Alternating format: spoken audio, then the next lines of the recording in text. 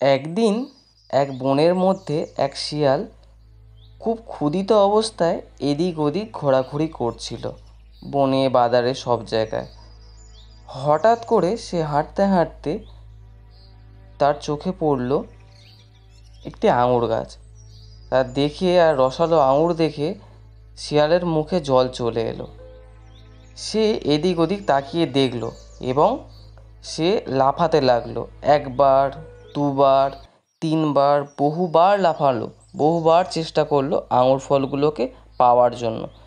কিন্তু সে এতবার লাফিয়েও বিফল হয়ে গেল, কেননা গাছটা ছিল অনেক উঁচুতে আর আঙুরগুলো তার নাগালের বাইরে ছিল।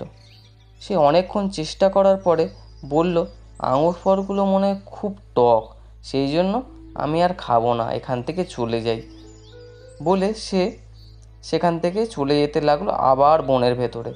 কিন্তু মনে মনে বলতে থাকলো, আমি পাইনি তো কি হয়েছে, আঙুর ফলগুলো নিশ্চয়ই টক ছিল, ওই জন্য আমি খেতে পারিনি।